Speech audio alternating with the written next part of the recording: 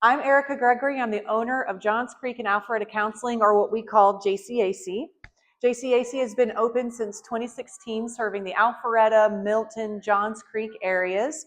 We see clients throughout the whole lifespan, so children, adolescents, couples, adults. I myself have been a counselor since 2010. The beginning of my career really started focusing on acute mental health, so depression, anxiety, high risk assessments. Since 2020, since the pandemic, we really wanted to start creating more mental health resources for the community, so we started our YouTube channel. And then the last 2 years, we have started our podcast called Healing Through Connection, and those podcast episodes are now on our YouTube. So my goal in this lecture and this event as a whole is that if you know someone who's struggling, if someone around you, someone you care about needs support, that you'll walk away today with some tools on how to do that. And so if the whole community at large has these skills, not just us counselors, then think about how much faster people can ask for help, get support, because they know I can talk to this person or I can open up. It's safe for me to do that. So when I was a new counselor, I started my master's degree at 22 years old. So I was pretty young. I was very new at how to connect with people and how to do active listening, how to do crisis intervention.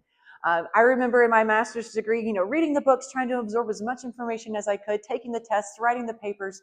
But the whole time I had this anxiety in the back of my mind of, I don't want to mess this up.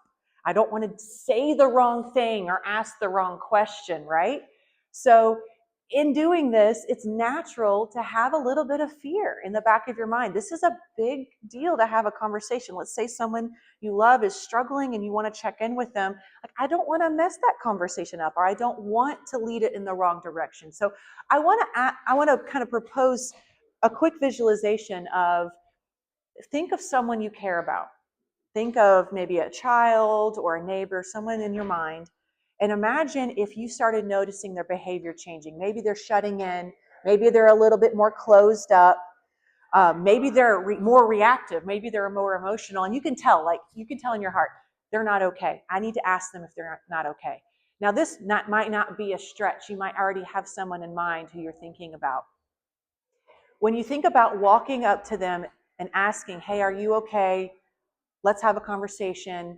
What's the voice in the back of your head saying?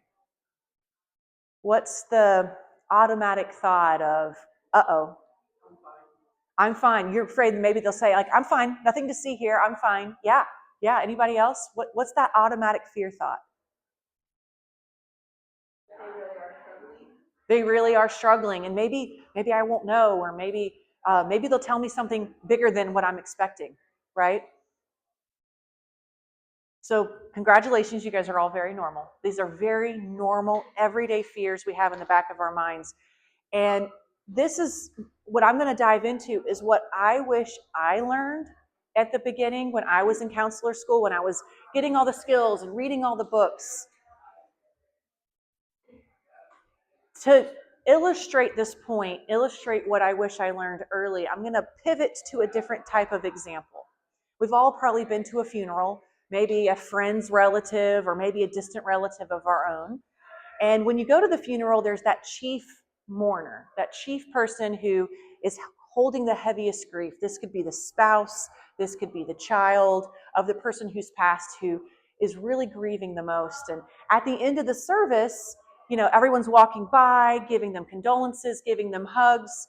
You're next in line. It's your turn to check in with them, to say that nice thing to them. What do you say? What's the right thing to say to share your compassion and share your grief?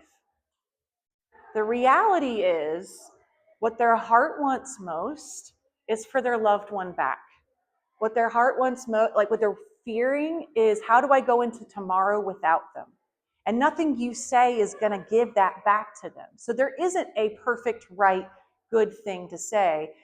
There's compassion, there's caring, But there is something not to do. So we're going to focus on what not to do to really illustrate what to do. So if I walked up to that person and said, "Hey, how are you doing? It's so good to see you." That you probably all kind of clenched a little, and like, that doesn't feel right at all. That doesn't feel appropriate for the situation. The reality is, at funerals especially, our body language is different. We're softer, we're more somber. When you're walking up and down the auditorium to the service, you're even moving slower. There's more of a, arm around the shoulder, hug, or holding of the hand, passing a tissue, soft, comforting words. I'm here for you. What can I do to help? Call me if you need me. What they're going to walk away with and remember is that you were there, you cared, and they're not in this alone. They're not going to probably remember what you even said.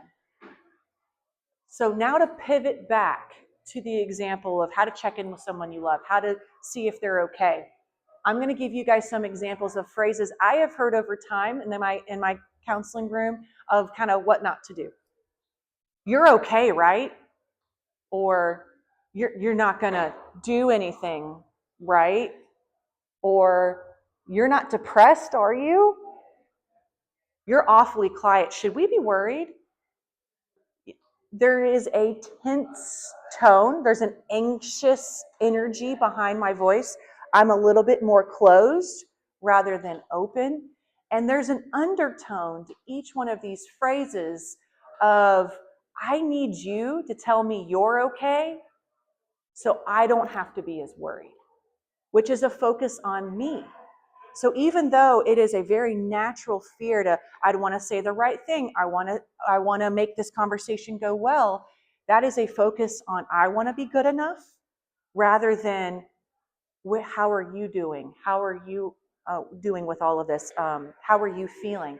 At a funeral, it's a little easier because we're grieving too. We may not be as close to the person as the spouse or the child, but we're feeling the weight of that grief.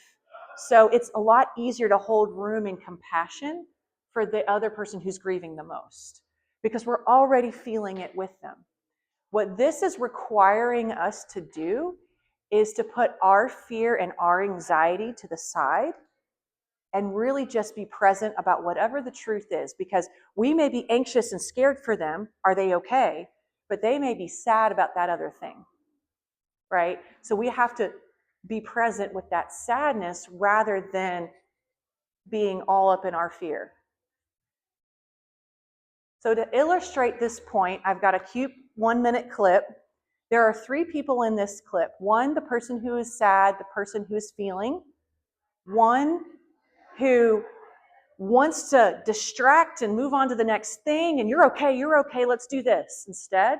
And 1 who really connects. And so you'll probably notice all of those play out really easily.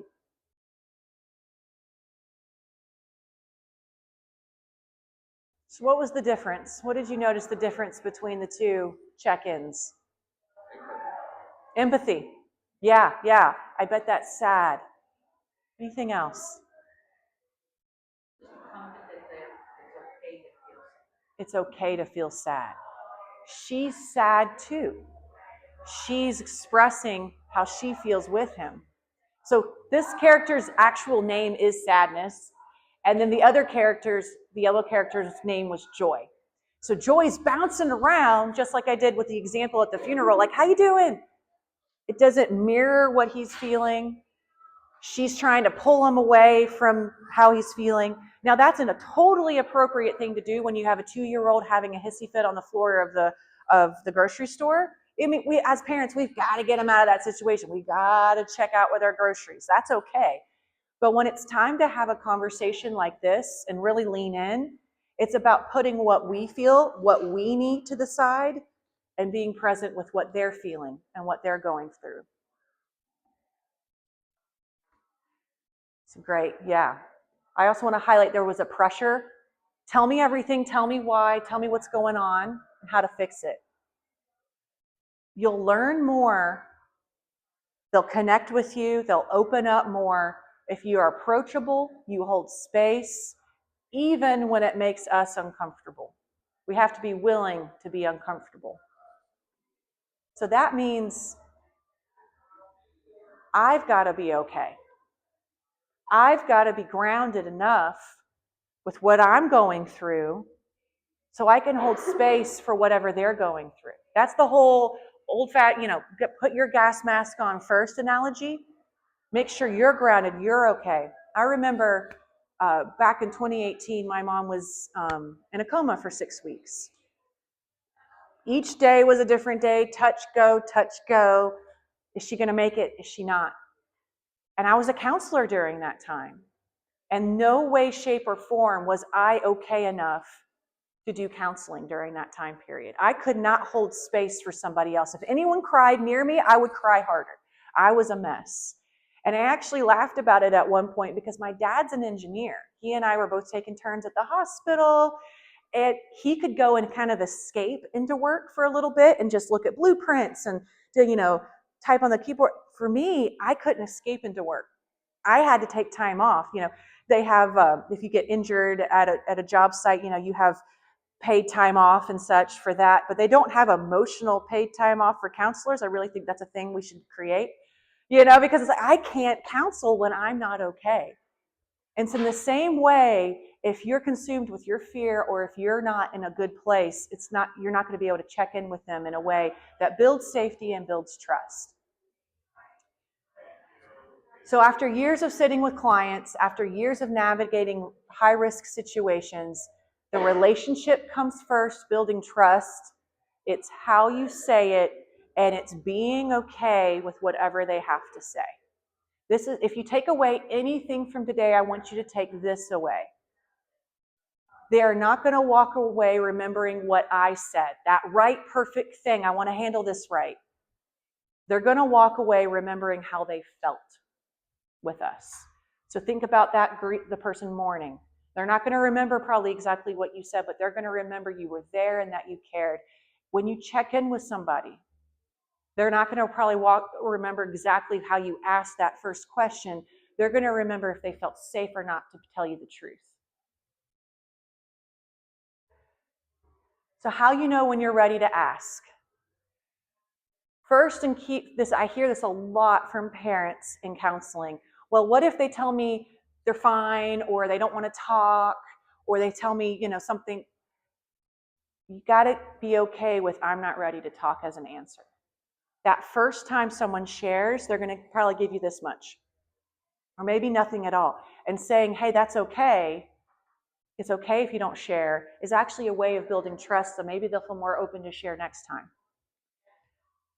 You know you're ready when you're ready to hear something scary, heavy, and lean in with compassion. If you can show how much you care with your body language, you're mirroring your body language with theirs, and you're ready to contain that emotion with them. That's like the chief counseling skill, is containing that emotion. You're ready to listen, ask questions, be curious, and accept you're not going to fully understand and walk away with knowing everything. You're going to learn this much, and then you're going to learn this much, and then you're going to learn this much. Think about last time you had a conversation with someone you cared about. Who were you with?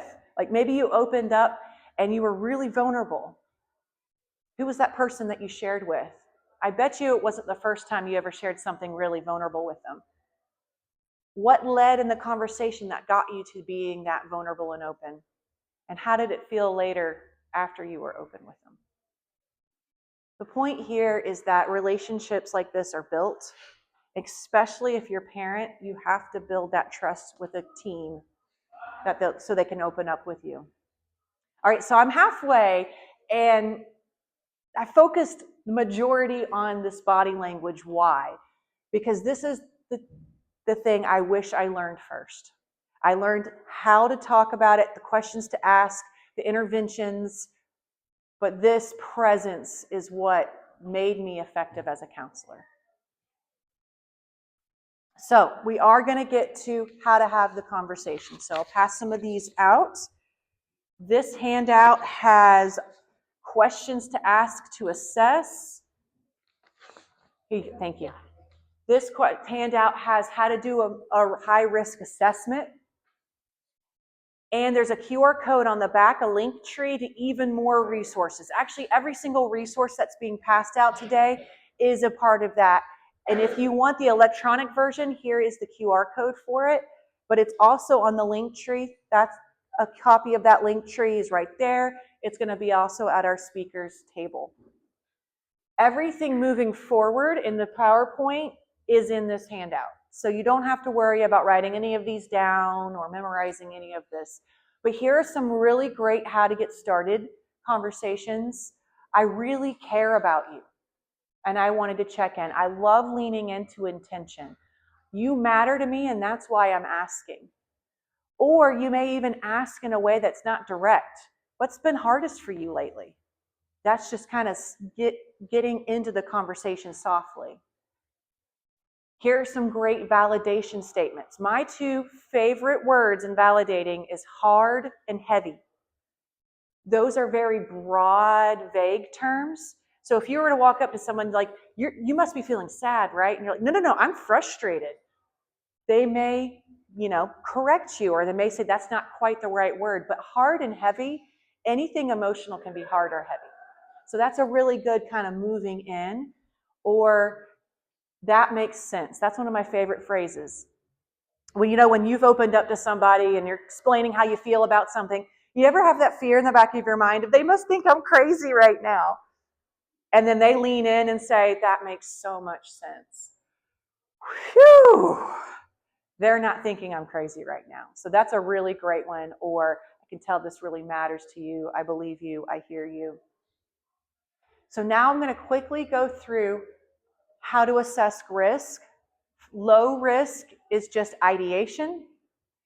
Sometimes I wonder, would it matter if I didn't wake up tomorrow? Who would care if I died? This is low risk. They're starting to think about it, but there is no plan. There is no actual I want to die. But it is a warning sign that the thoughts are starting to move in that direction. So maybe counseling can be helpful, staying in touch, keeping in check-in. Moderate risk means I am actually thinking about not being here anymore, but there is no plan. There is no I'm not actually going to do it. This is when you definitely need to get them connected with a mental health professional, and they need to be checking in regularly with you. High risk is there is a plan, there even may be a timeline. And this is a way that a lot of people do it. And we can't track this because was it an accident or was it intentional, right? So this is when you need to use the suicide risk hotline. Don't leave them alone. Make sure they get to higher level of care resources, which is in the next slide. And again, all of this is in that handout. What I also want to highlight is sometimes when somebody has already made the decision, they actually get calmer. They actually seem like more relieved because they've made the decision, right? So this can be really eerie because what they are telling you about not wanting to be here anymore and their emotional affect, how it don't match. So when your stomach is twisting and when you're feeling like, oh, this doesn't feel right, that's the warning sign that it is probably higher risk. That's what I tell a lot of the new counselors I work with and the interns we have. So what are the different levels of care? We have outpatient counseling, which is what I do, an hour conversation about once a week. Psychiatrists, these are your doctors, the prescribers of medication. They'll see you about once a month for medication management. But then there's this other term a lot of people aren't aware of, intensive outpatient, or IOP is what we call that. That's where someone goes there for 3 to 6 hours a day. They see a counselor every day. They're in support groups every day. They see a psychiatrist weekly. So they move from once a week in counseling, once a month in psychiatrist, to daily counseling, weekly psychiatry. So this is more moderate, high risk to really get them the level of care they need. And then this is, I want to do something tomorrow and we need to keep you safe. 24/7 care, can't leave until discharged. They're usually here 3 to 7 days and then are discharged down and then discharged down as they continue to improve. And again, all of that is in the handout. And in the back of the handout is the QR code, which gives you treatment centers that we highly recommend, that gives you how to find the right counselor. There's a whole video on that on our YouTube channel. But real quick, Psychology Today is what I recommend as a good starting point. You can search by your zip, your presenting concern, what you're looking for, and then I recommend calling 3 counselors and asking them these questions. Again, in the handout, are part of our, it's part of the QR code in the handout. What you're looking for isn't that they have a specific answer, but they can answer these questions with calm confidence. My percentage of my caseload, say you're coming for couples therapy, 50% of my caseload is couples therapy. I work with this all the time. You can expect in the intake process this, and I use this theory, and this is how it'll help you.